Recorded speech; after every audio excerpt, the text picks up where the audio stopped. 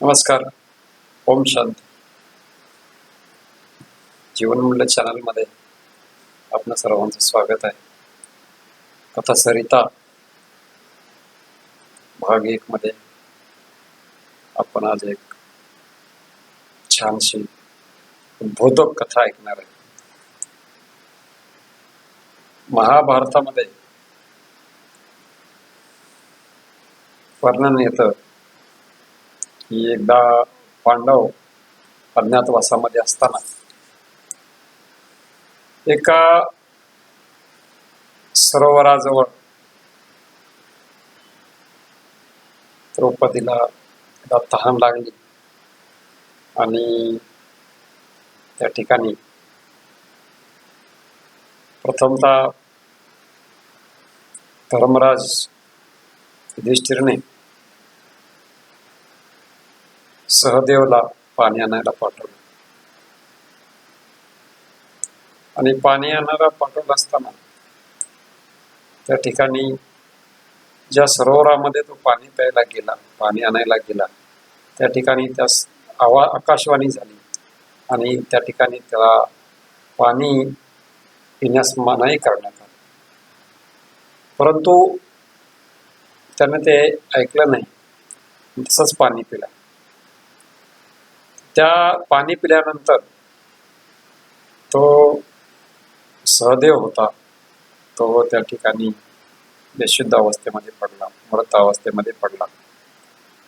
त्यानंतर तो येत नाहीये हे पाहून त्याला शोधण्यासाठी व पाणी आणण्यासाठी एक एक करून सर्व पांडव आले आणि सर्वांनी पाहिलं की त्या ठिकाणी सहदेव हा मृत अवस्थेमध्ये आहे आणि एक एक करून पांडव सर्व पाणी पिऊन त्या ठिकाणी सगळे मृतप्राय झाले.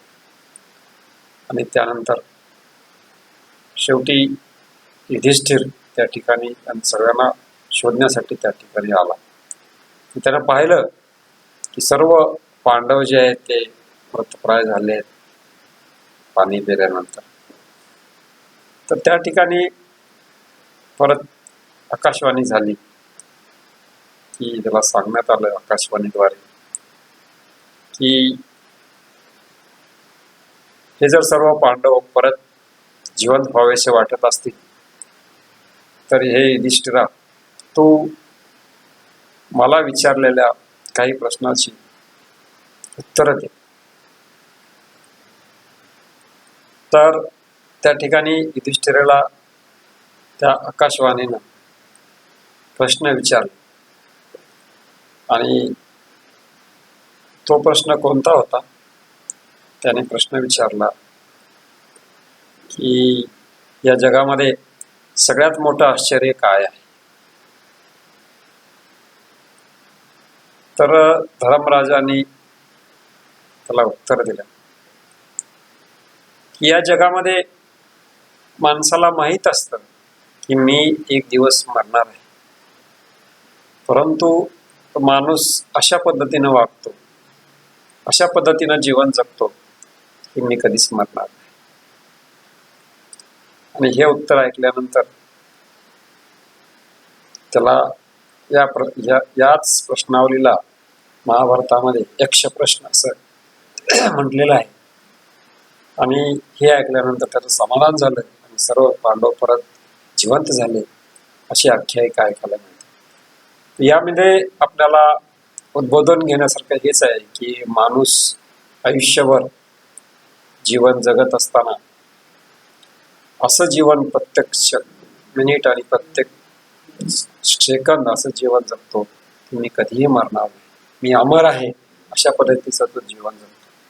म्हणजे प्रत्येक ठिकाणी माणसाचा अहम मीपणा या ठिकाणी येतो आणि मनुष्य या जीवनामध्ये अहंकारपूर्ण जीवन जगतो आणि तो कधीच या ठिकाणचं सुख त्याला प्राप्त होत नाही. आणि म्हणून आपण वास्तविक पाहता या ठिकाणी जगामध्ये एक मुसाफिर आहोत. कारण आपल्याला माहित नाहीये की उद्या आपल्याला काय होईल, पुढचा क्षण कसा असेल हे आपल्याला कधीही माहित नाहीये. म्हणून असं म्हटलंय कोणीतरी, कल और काल का कोई भरोसा नाही, कल नाम तो काल का है. म्हणून या काळाच्या गालामध्ये काल की गाल में सब जाने वाले हे आपल्याला माहिती आहे. म्हणून आपण हे सर्व नेहमी अशी जाण ठेवली पाहिजे की हे जग एक मुसाफिर खाना आहे आणि यहाँ से एक ना एक दिन हमको जाना है. हे जर भान ठेवलं तर आपण आपलं जे जीवन आहे हे जीवन प्रत्येक क्षण आपण जागृत अवस्थेमध्ये जगू शकतो. आपण आपल्याला हे भान राहत नाही की आपण या ठिकाणी काही चंद क्षणाचे पाहुणे आहेत, मेहमान आहेत आणि प्रत्येकाला या ठिकाणाहून जायचंय आणि जाण्याची वेळ कोणाचीही निश्चित नसते. आणि म्हणून हे जीवन जगत असताना हे जर माणसानं जाणीव ठेवली तर तो चांगल्या प्रकारे जगू शकतो, त्या जीवनाचा आनंद घेत जगू शकतो.